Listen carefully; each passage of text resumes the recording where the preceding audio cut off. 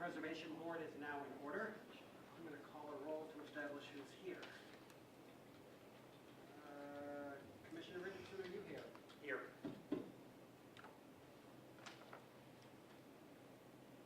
Commissioner Vines, are you here? Yes. Has anybody seen Alderman Kennedy, who was here a minute ago? Okay, he is present. And I am here. That is enough to begin a preliminary review. I'm going to defer consideration of the minutes. Commissioners present, have you looked at the agenda? Yes. Commissioner Richardson, which 5 things will you recuse yourself from today? None, just like last month. None. Excellent then. If that's okay, then this will be our agenda. Let's do agenda item A, 4481 Olive.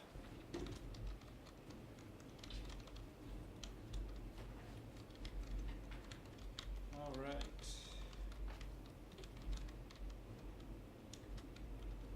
Okay, first agenda item tonight is a preliminary review of 4481 Olive Street in the Central West End Certified Local Historic District.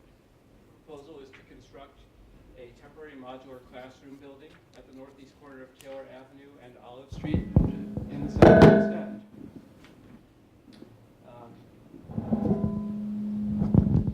I'll start with slides.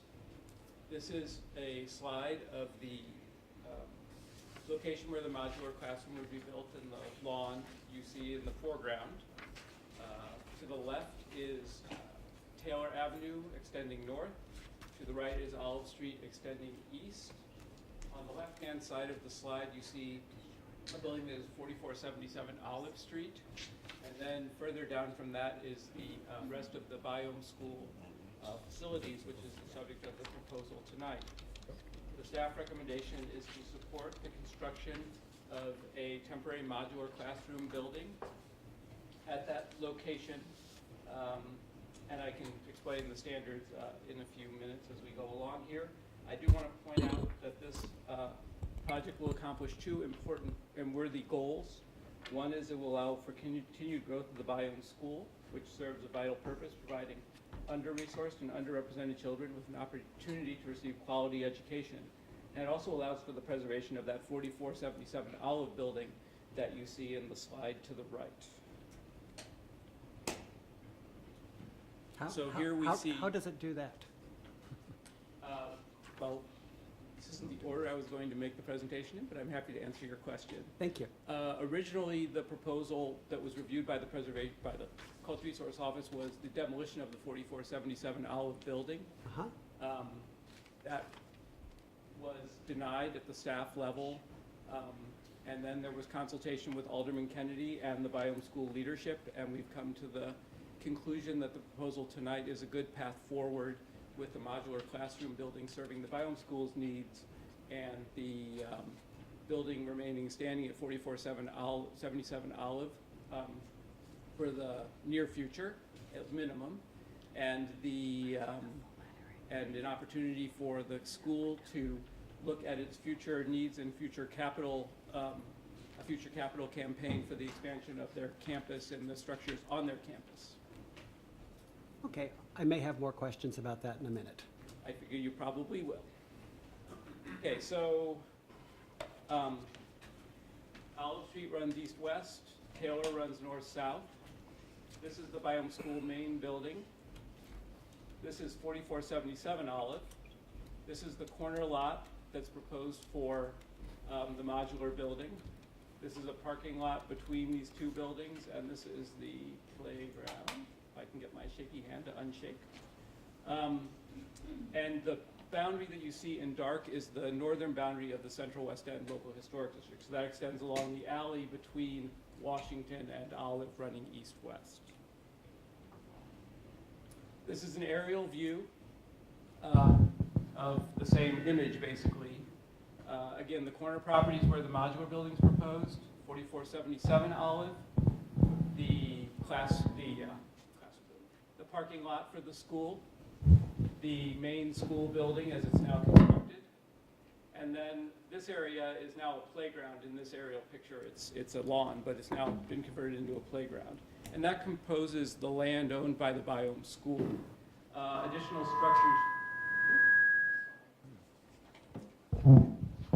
structures you see in this image are the Eugene Field School, which is now an apartment building, 2 contributing commercial buildings to the local historic district, and this is a building owned by the Archdiocese that also has a parking lot in front of it. This is a site plan. This site plan is slightly modified from the one that was presented in the agenda. I've handed out 4 copies of that for you all to look at if you choose. But really the only difference is this site plan shows the fence that would extend along the outside of the lot where the Biome School, where the temporary modular classroom is proposed. This is a rendering of the temporary modular classroom building. I think there's important elements to be noted here. One is that the building addresses the street in a similar way as the other buildings that run up and down Olive from east to west, with the front door, directly facing towards Olive and a slight setback. Additionally, the building is now gray that they have wished to use as their temporary modular classroom. It is shown here painted red, which will give it a greater design relationship to the surrounding red brick structures. And finally, you will notice these HVAC units. I wish, I'll be honest, I wish those weren't there. They were handled differently design-wise, but this is the nature of modular classroom buildings and temporary modular structures in general. That's a design feature that I'm hoping through landscaping we might be able to negate the visual appearance of those HVAC units as we go forward. At this point, I will talk about the standards for the district. I assume everyone's had a chance to see the staff report. The district does not really contemplate temporary buildings.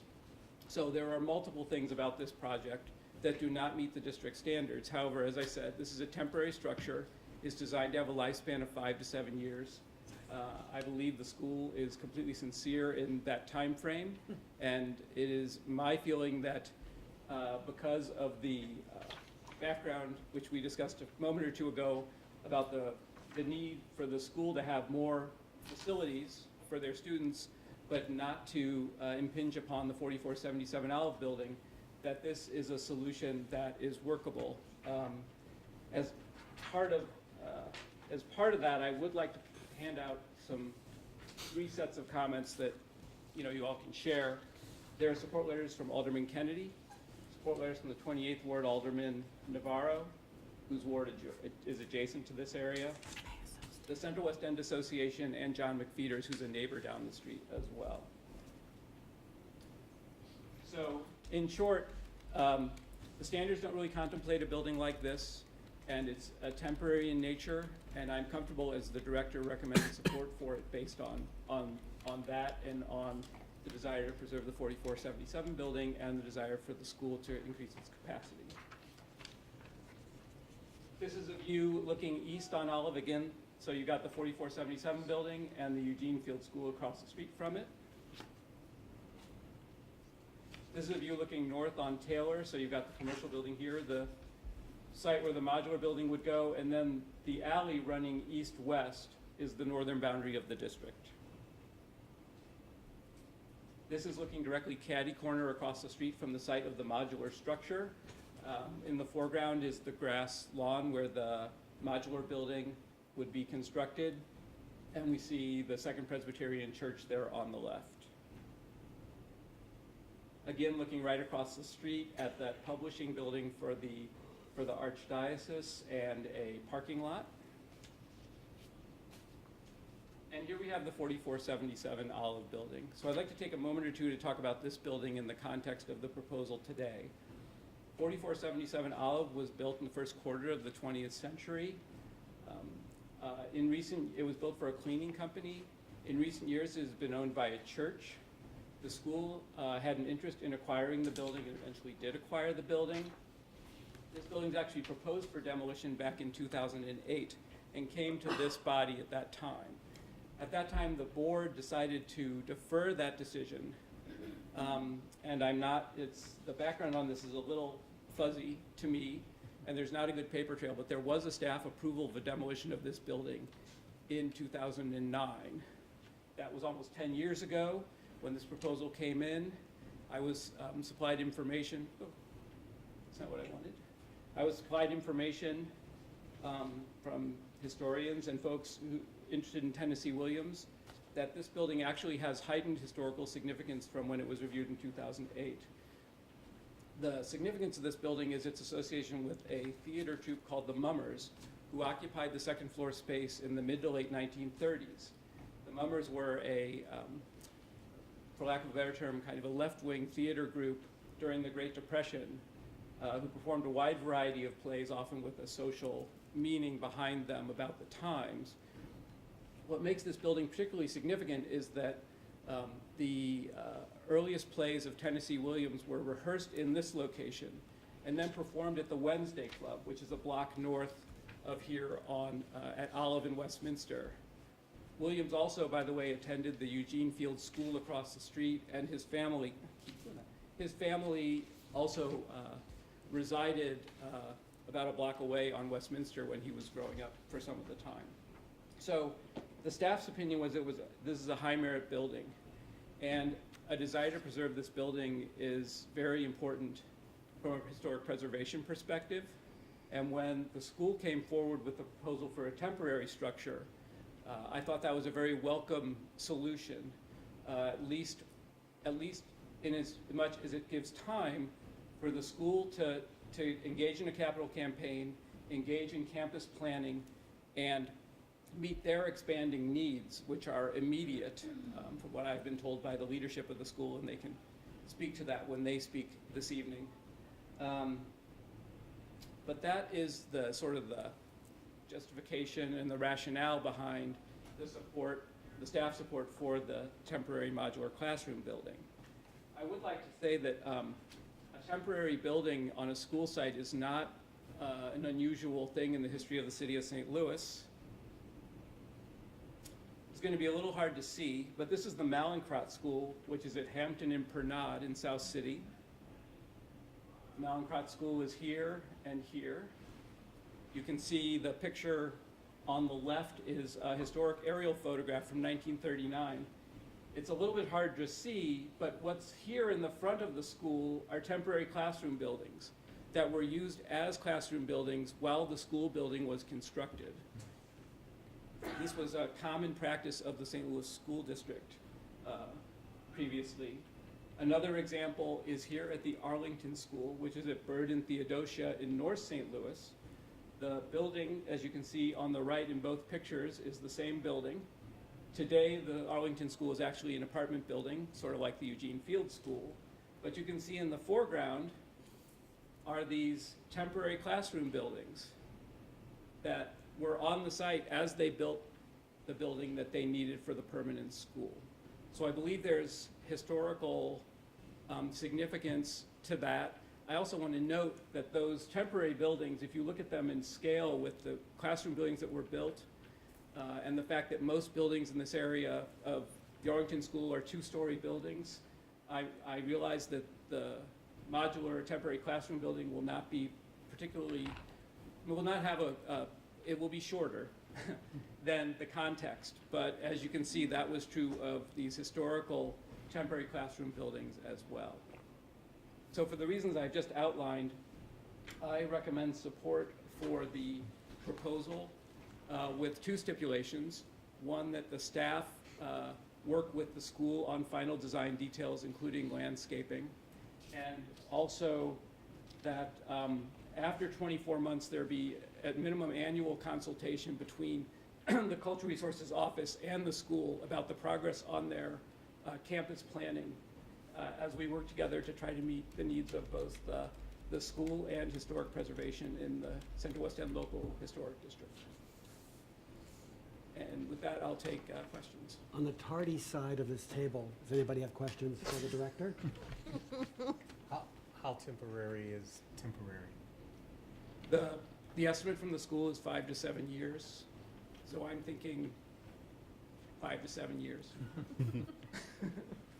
Okay. On this side? Yeah, I don't think I have a problem with it, but I have a problem with your analysis that everything's not applicable because it's a temporary building. Because, I mean, again, it seems to me, if I look at, when I looked at the ordinance, that it's clearly an accessory structure.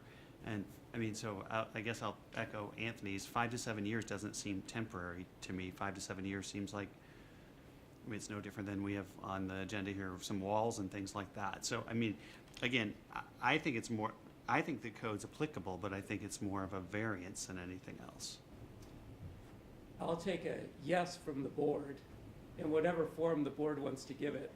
And David, you tend to be a particularly observant reader of our ordinances. So I don't have the accessory structure definition in front of me. I'll defer to your judgment on that. Let's put it this way. I don't know of, and I've talked to the building commissioner about this. There's no such thing in the city of St. Louis as a building permit that's only valid for a certain number of years for the building to stand. So to that extent, almost all the structures we review, I know the people building it are thinking it's going to serve their needs and the needs of those communities for way more than 5 to 7 years. So I think in a practical way, I do think 5 to 7 years is still temporary. I know the school doesn't envision modular classrooms as the long-term solution to their problems. So I'm not terribly worried that this is going to be here longer than that. And I would love it if there was a more complete solution earlier than that, but I think considering that I really don't want to see 4477 demolished, I think it's worth it to have this building standing for a few more years to preserve that building in the long run. So I guess my thought is, and when it comes time for a motion, is maybe we have an outside date of the 7 years, that it's allowed for 7 years, and then at that point in time, if it's still around, that they come back before us, something like that. That's not my recommendation, but if that's something the board wants to approve, we will abide by that. From the timely side of the table? I think what has been questioned and stated by the other board members is pretty, speaks for me too. The only thing I will say is that a precedent has been set with the previous Amtrak station that was supposed to be temporary. It was built in 1978, and I think it was sitting there under the bridge in use until like the mid-2000s. So I do feel better about, you know, if we were to approve this, I feel better doing so with some kind of a provision in there, you know, capping the number of years they can just sit there without any viable plan for permanent replacement. It's just what I would say. Commissioners on this side, do we need to hear from the applicant? Commissioners on this side, do we need to hear from the applicant? We will approve this. Commissioner Richardson, have you got a motion? Yes, I move that the Excuse me, is there anybody here to speak against this proposal? Thank you. I move that the Preservation Board grant preliminary approval for the proposed construction of a temporary modular classroom building with a maximum period of time for it to be located on the site of 7 years, and with final design details, landscaping to be reviewed and approved by the Cultural Resources Office, and that there also be annual consultation between the Cultural Resources Office and the school regarding the future use of the building during that 7-year period. Is there a second? Second. Alderman Kennedy has seconded. Is there discussion? Hearing none. All those in favor of the motion signify by saying aye. Aye. Opposed? Motion carries. Okay, let's do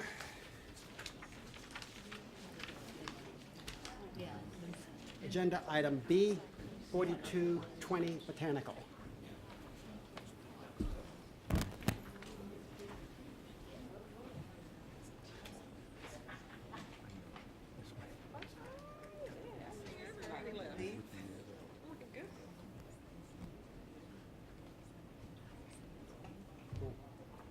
Chairman, is someone signed up for this project? I don't have the sheet yet. Oh.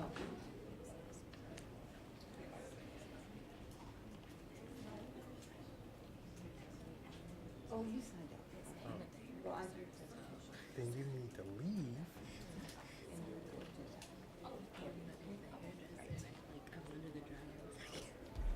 Oh, they actually brought it to you? Thank you. Oh, wow. Yes. Okay. Oh, This wow.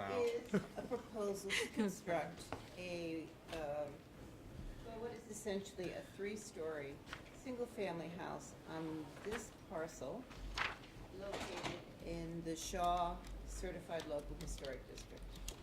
Now, I will point out, although I never get along with this thing. Well, anyway. Oh, I can never get this to work. Ah, there we go. Okay. This is actually the parcel that we're considering. This section of the space belongs to the adjacent property. Okay. I would note the large tree. This is the site. And the site plan as proposed. The house will be less than 4 feet from the house adjacent on the west or the right on the site plan, but it'll be nearly 20 feet away from that other house that we just looked at.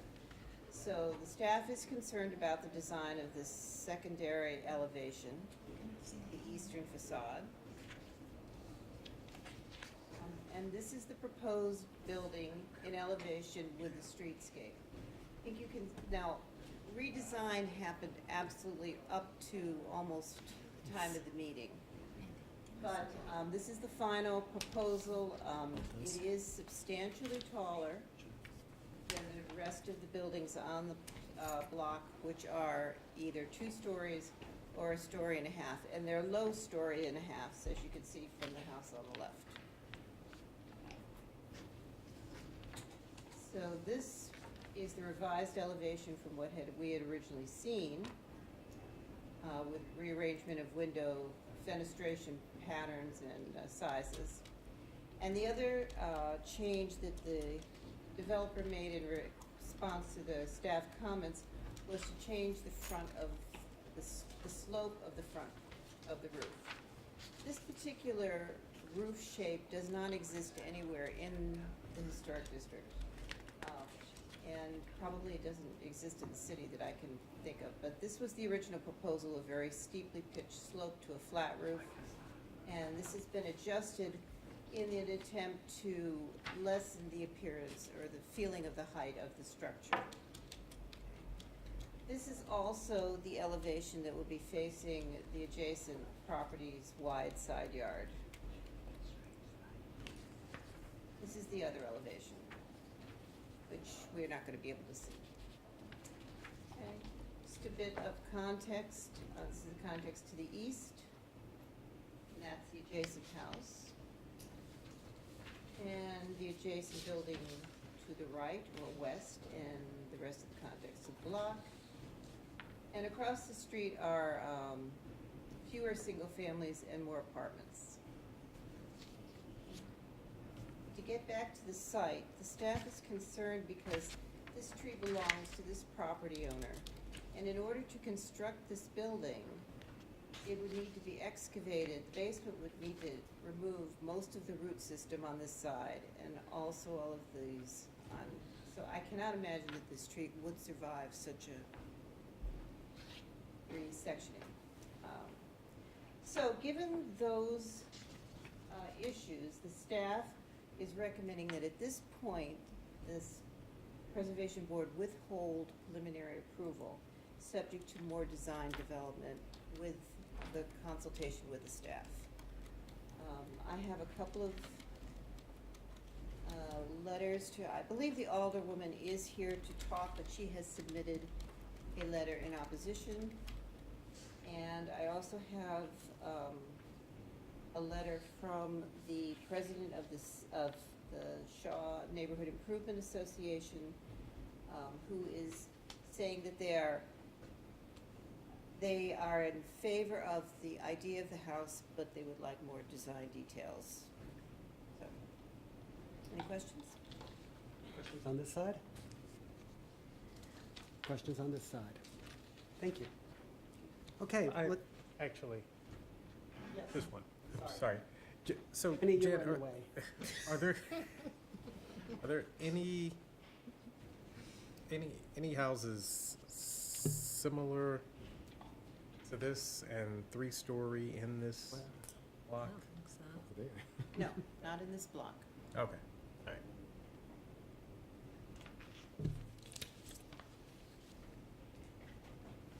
Signal when finished. I have one, sorry.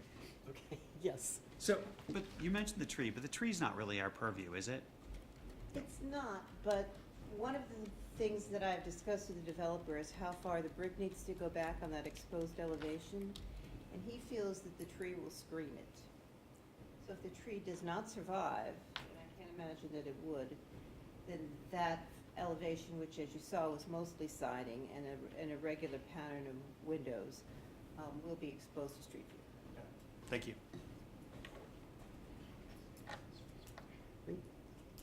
Okay, thanks. Let's hear from the applicant. Hello. Hi. I'm not the applicant, but I'm here on behalf of, Good enough. Tell us who you are. I'm sorry. Tell us who you are. Oh, my name is Kiara Jones. Okay, Ms. Jones, proceed. Okay. Well, in regards to the height, because I know they said it's the only third story that's on the block, I was told the zoning department did give a variance on the height. And as mentioned earlier in regards to the brick wall, the builder is requesting the east side of the building to require no more than 10 feet. That's all I was told to provide to you guys. How did you get stuck with this gig? I received a phone call and was like, you need to be here. So I'm here. Okay. Questions, limited or otherwise, for the representative of the applicant? Can that approval from the zoning commission be verified? Yes, Yes. I'm sorry, I did receive an email from Mr. Askins, who's. The email sent as me well. that, I can so- forward it to you as well. Good. Thank you very much. Alderwoman Rice?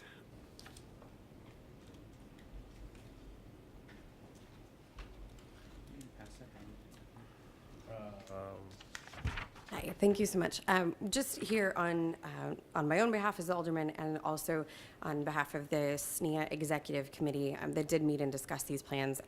We are opposed to the plans as they currently stand. New build is great, but this is not something that we feel fits within our historic standards.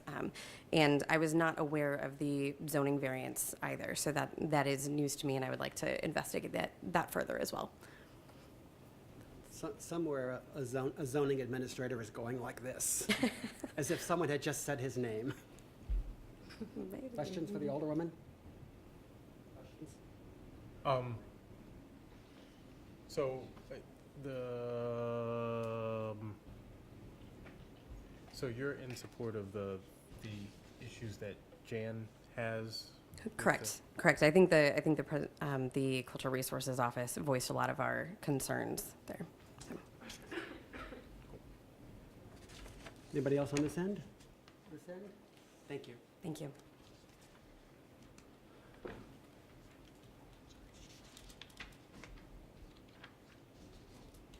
Commissioner Robinson, have you got a motion?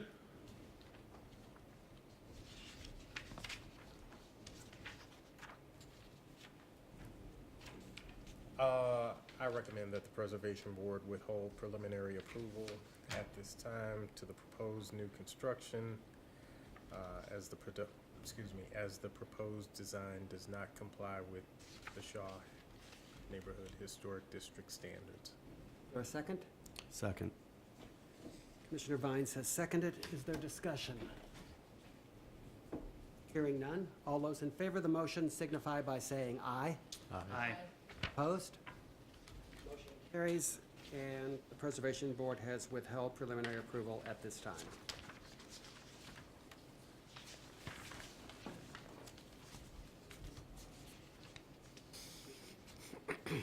Next up, agenda item C, 3927 Russell.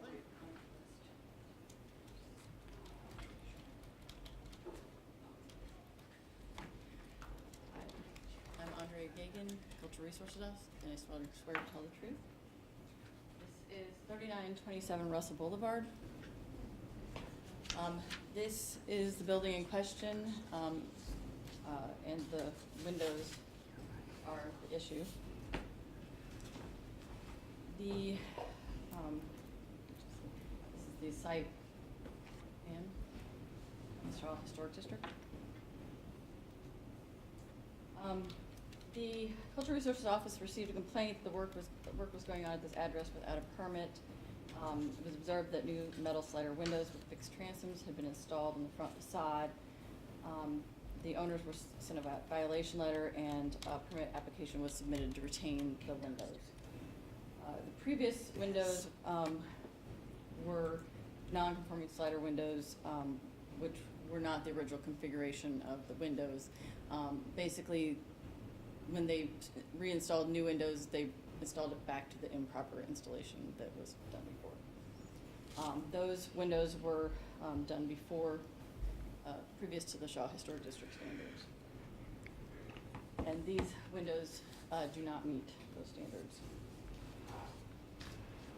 This is just a couple buildings on the 3800 block of Cleveland that have similar windows to what would originally been in the 3927 building. The house's original windows were semicircular head windows. At some point, they were replaced with slider windows with transoms above. When an owner elects to replace non-conforming work, they're required to restore the original historic window configuration. The house was constructed in 1895 and would have had single double-hung windows with the semicircular head in each opening. The previous windows were grandfathered in, but once they were replaced, they were required to go back to what the original configuration would have been. And they also should have been in the same vertical and horizontal proportions as the originals. The installation of the non-compliant slider windows do not replicate that historic window configuration. Here's just in those. This is across the street, which initially looks similar, but I believe this is actually a storm window, not the original window is actually behind that. And then there's just some context on the street. Based on these preliminary findings, the Cultural Resources Office recommends that the Preservation Board deny the permit application to retain the windows as they do not comply with the Shaw Neighborhood Historic District standards. Questions on this side? Questions on this side? Why is it a new application versus a denial? It just timing wise. Got it. And just to clarify, your testimony was that the applicant did not seek a building permit before installing the windows? Thank you. Okay, we need the applicant then.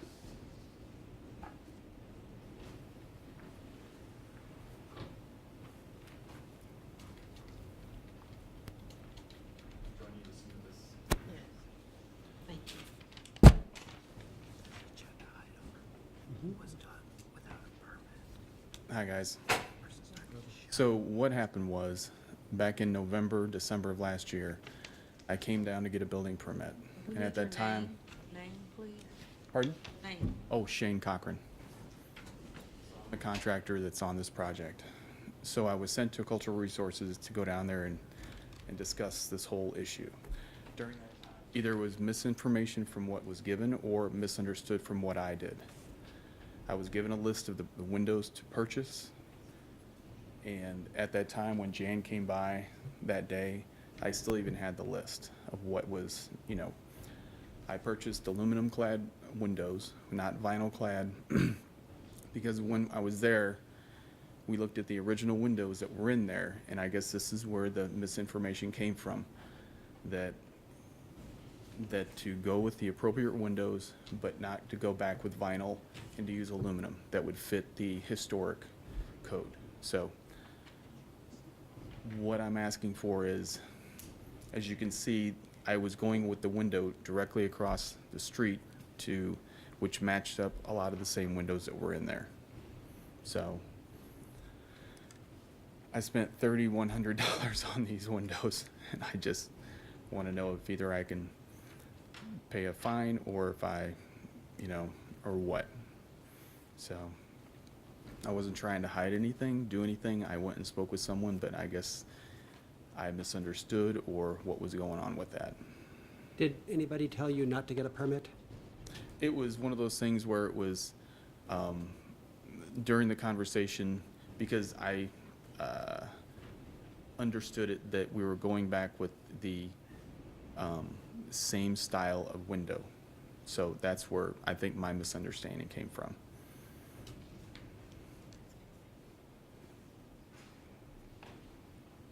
Great. Questions on this side? Questions on this side? Okay. Thank you very much. Thanks. Commissioner Vines, have you got a motion?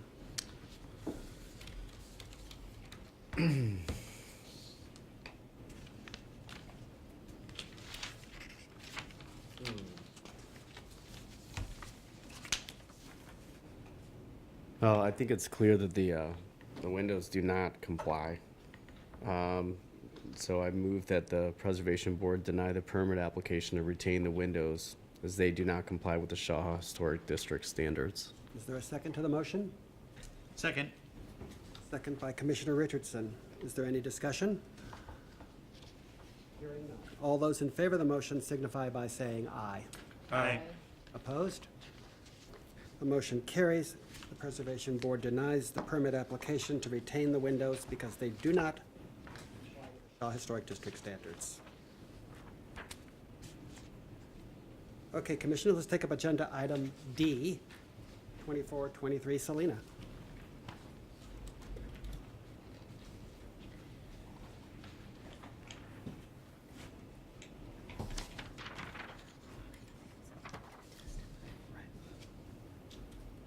Okay. This is another application, the result of a complaint for the installation of this driveway on the house at 2423 Selena in the Benton Park Historic District. And that's the site. And that's the driveway. I received a complaint and went out and inspected it, and the driveway had been constructed. You'll note that it's been constructed without an appropriate curb cut or apron, and it really is not the most attractive driveway. It seems to have just been rolled over the existing ground. In any case, the standards for the historic district state that the slopes of front yards cannot be changed. They do not directly address driveways, but this has made a substantial negative impact on the streetscape and on this particular property. This is the plan that we received from the building division with an application to repair an existing drive. What had actually happened was that when the building inspector went to perform an inspection for an occupancy permit, he discovered the drive. At that point, the property owner came in and applied for this permit. We have not denied it yet, as the deadline for our denial hasn't occurred, but at the moment, we are recommending denial and asking that the driveway be removed. This, my understanding is that the alderman has received many complaints. I myself have received many complaints in the neighborhood, from the neighborhood. There is an existing drive to the property that is adjacent on the right in the photo. That far predates the historic district designation in Benton Park, which is only a few years old. There does not seem to be a critical need for parking on this particular part of the block. See that they do not have alley access, so that's one reason that the developer put forward for the construction of the drive. But there isn't any need for off-street parking because adjacent properties have their own parking. And then the large property across the street, which you'll see in a minute, has its own parking lot. So, see, every time that I've been to the property, and that's been 3 or 4 times, the street has been empty. Staff is recommending that the Preservation Board deny the driveway and ask that it be removed and the front yard return to its original slope. So the recommendation is actually to deny the alteration of the slope. Correct. Thank you. They have an application for it. They have an application to retain it. So whatever it is that's before it, they want Got to it. deny it. Okay. Thank you. Okay, is the applicant present? Yes. Over there, you're Mr. Melton? Yes, Frank Melton. Okay. Okay, the slope of the driveway was not changed, it flows. The driveway next door, you know, is right next door to it. There's no off-street parking, and we are not allowed to park across the street at all. And if she's been there a couple of times, I mean, you can see right there, 2 vehicles block up the whole front. So, I mean,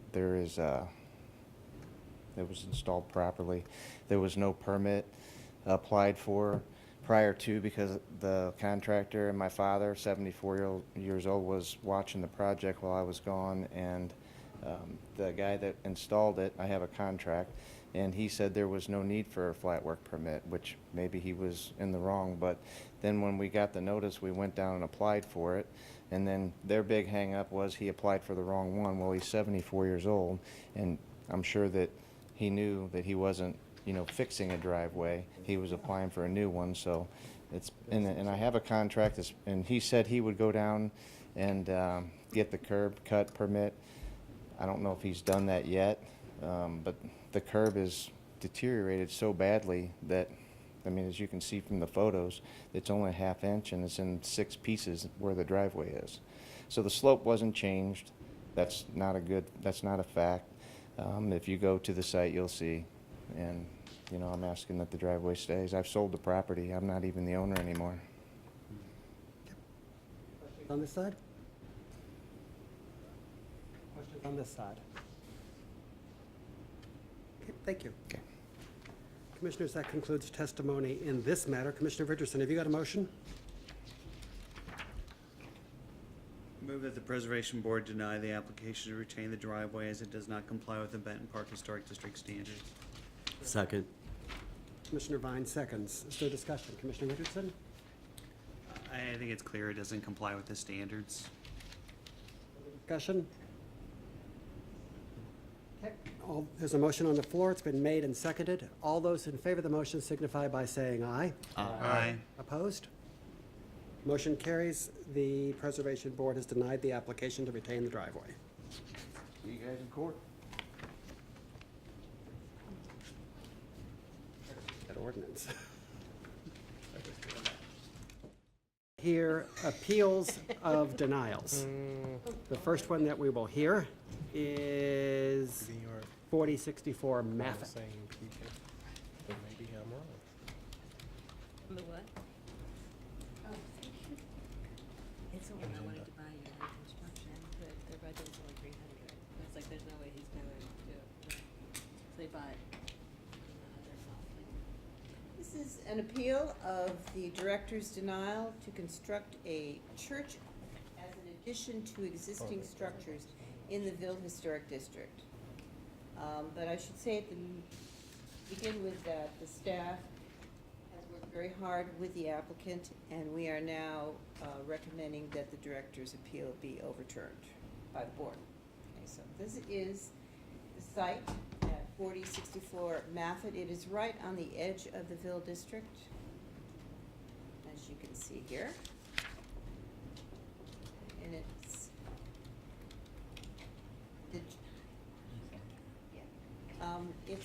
my friend, okay, so this is the proposed building, and it is in fact a prefabricated tough shed building. And it will be attached at the rear to their existing sanctuary buildings, which are the two corner buildings. So,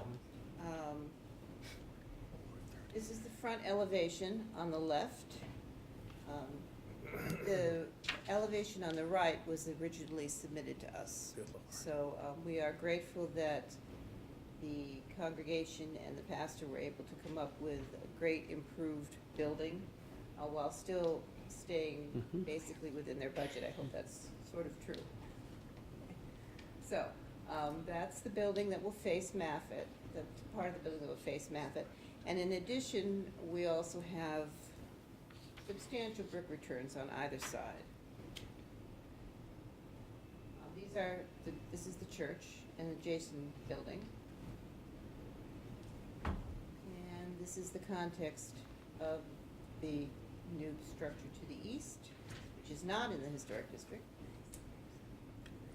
And I included this shot because part of the building, a lot of the building will be visible from North Sarah. This is North Sarah. Looking back, and so one of the suggestions that I haven't mentioned to the pastor yet would be that the siding be color clad or painted a brick-like color so that it fades into the streetscape. And the context along, context along Maffitt, opposite. So as I said, the staff is recommending that the director's denial be overturned, subject to the revised drawings presented tonight. I have a question. If the recommendation is to reverse the director's denial, why doesn't the director just reverse his decision? Because, I actually need you at the microphone. We're building a record. Who are you, sir? I'm the Director of Cultural Resources, Is your Dan Krasnoff, and I swear to tell the truth. Thank you.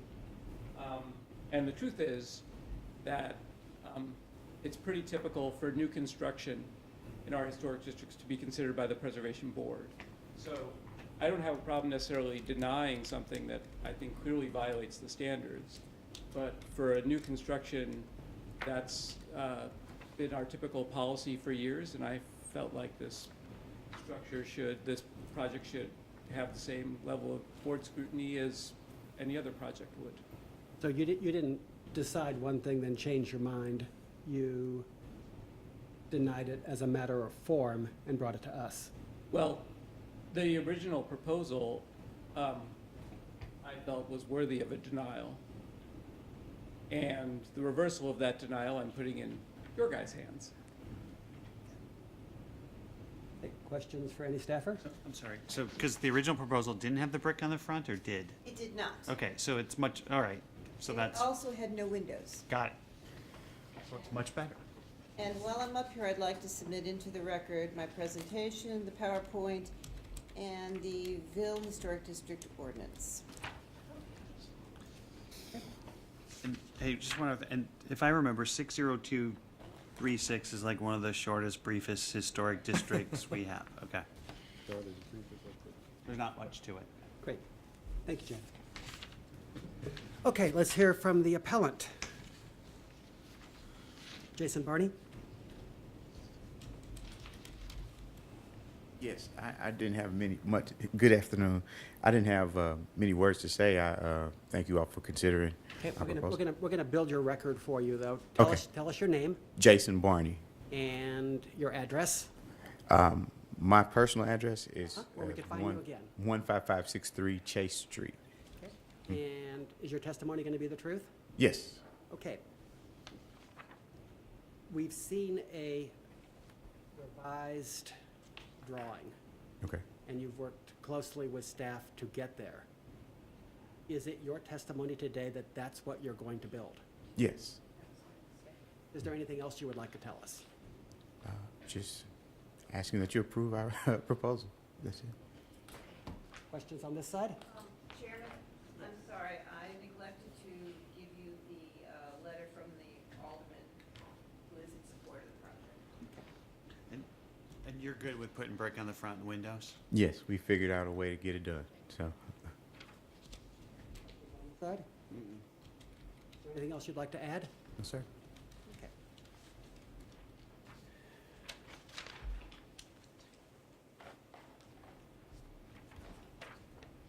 Commissioner Hamilton, is there a motion you'd like to make? Yes. Say that again? I had to clear my throat. Okay. The Preservation Board reverses, my motion is, my motion is that the Preservation Board reverses the director's denial and approve the proposed design. Is there a second? Second. Seconded. Can I just clarify that that's the revised design that has brick on the front and windows, right? Yes. Right. Oh, was I supposed to add that in? No, I'm good. Oh, That's yes, fine. yes, Thank you're you. correct. And, Okay. and seconded by Alderman Kennedy. Is there discussion? It has sharply improved, as Commissioner Richardson points out. I feel comfortable calling for a vote on this motion as soon as I find my roll sheet. Here we go. Commissioner Robinson, do you vote yes or no? Yes. Commissioner Richardson, do you vote yes or no? Yes. Alderman Kennedy, do you vote yes or no? Yes. Commissioner Hamilton, do you vote yes or no? Yes. Commissioner Vines, do you vote yes or no? Yes. Commissioners, there are 5 yeses. The Preservation Board has reversed the director's denial and approved the proposed design.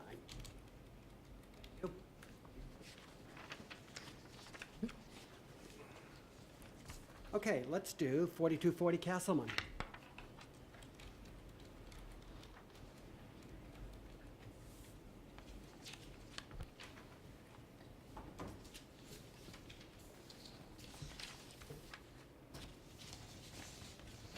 Proposing to construct a retaining wall in the front yard of this house in the Shaw Historic District. The wall will run from the edge of the steps here across the front over to that side. That is site plan. And there's the wall, and it varies from 6 inches at one end up to 20 inches at the center and down to about 8 inches on the other side. And this area will be leveled, so there will be a change in grade, which the standards do not allow. The proposal is to construct the wall out of fond du lac stone, which you see on the left. The color hasn't been established, but that's the general material that will be used. And then the flat area at the front to be mulched with the rainbow gravel that you see on the right. Just, again, this is the yard. And you can see that there's a modest terrace along this block of Shaw, but,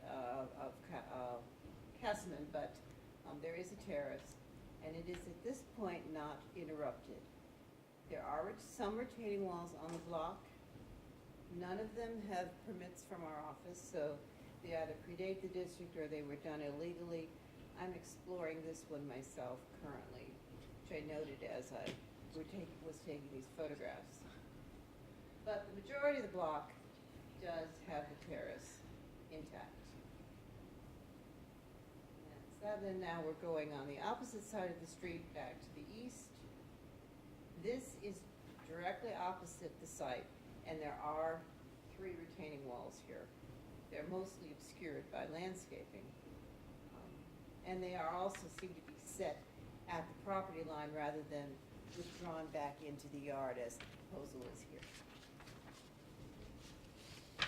So staff is recommending that the appeal be denied based on the wall not conforming with the Shaw Historic District standards. I'd like to introduce the Shaw Historic District Ordinance, our enabling legislation, my presentation, and the PowerPoint presentation, and the agenda. And I think I got everything that time. Questions on this side? Questions on this side? Thanks, Jen. Okay, let's have the appellant, please. We were narrowing this down to just a couple of people it could have been. Less nervous now. My name is Jill Wallenberg, and I am here with Landscape Concepts. I am the designer that put this plan into place, so I'm here on behalf of the homeowner. They could not make it today. Where could we find you again if we needed to find you? In Afton, An address? 6795. Afton still has addresses, right? No, I'm just all 6795 Langley Avenue. And will your testimony be the truth? Yes, it will. Okay, proceed. So I have a little spiel that the homeowner did write up for me. And we are, you know, when they first contacted me, they fell in love with a house at 3910 Cleveland. And that's kind of the look that they were looking for. I do have a printout picture of it. I don't know if you want me to pass it up there or. If you want to submit it, give it to Adana down there on the end, please.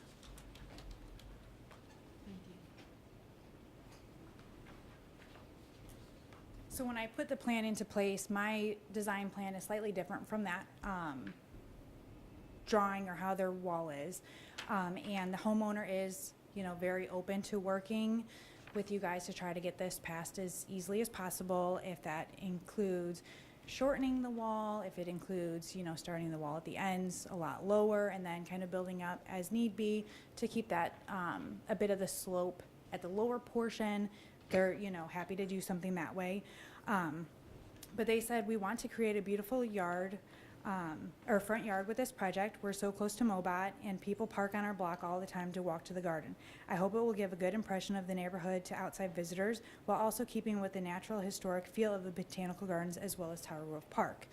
The stone that we are looking at using for their front yard is a natural stone, which is similar to what all the walls around the botanical gardens are actually made out of. So it's a very similar, you know, stone to that. The yard is awkwardly sloped towards the sidewalk, and they've tried various gardening solutions over the last 8 years. Typically what happens is that the mud and mulch ends up, you know, washing out over the sidewalk, and then they have to clean up the sidewalk, and that's a bigger hazard to people walking through that, you know, they want to keep the area looking nice. The ever popular everyone has a retaining wall argument. They have so many sloping yards in the neighborhood, and many others have installed retaining walls much larger and higher to create a good space for a garden. Just on their block alone, there's one at 4200, 4202, 07, 09, 26, 39, 47, 51, 53, 63, 68, 69, 71, and 73. So there are a lot of retaining walls on their block. Except that they do extend all the way to the sidewalk. With theirs, they want it bumped back to be more inviting and not as, you know, this is our yard and our space. So they do want to have it more open and inviting. They're hoping to eliminate having any grass in the front yard to avoid mowing on the slope.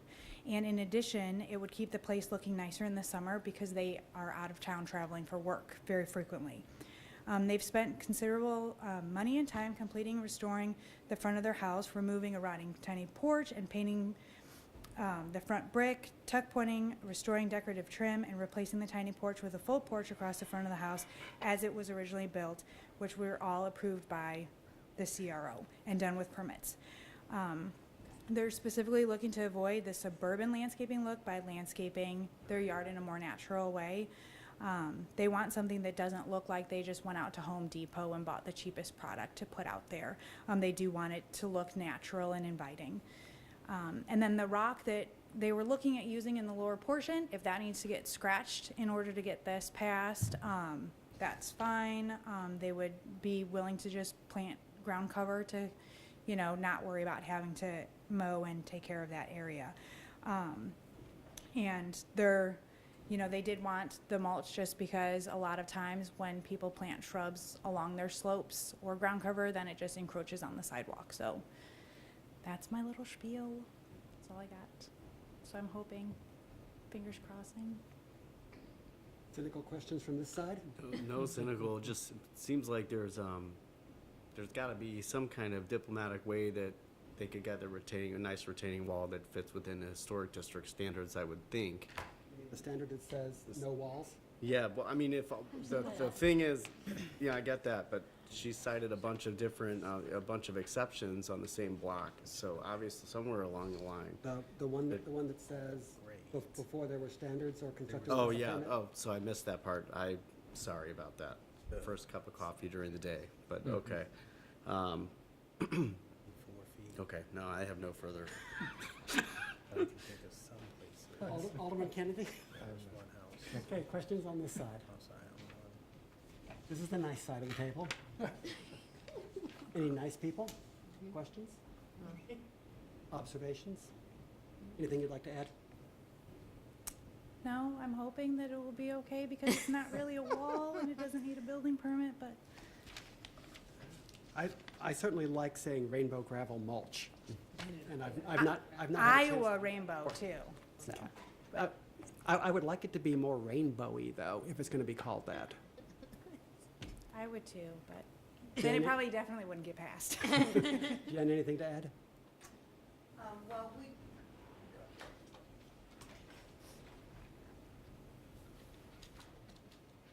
We heard testimony that it's not a wall. it is a wall. It is taller than 18 inches at one point, which means the building division thinks it's a wall, not just us. Well, Mr. Kloss actually signed off on it that he didn't even need to look at it because it wasn't considered a wall. Well, then Mr. Kloss is not correct. Okay.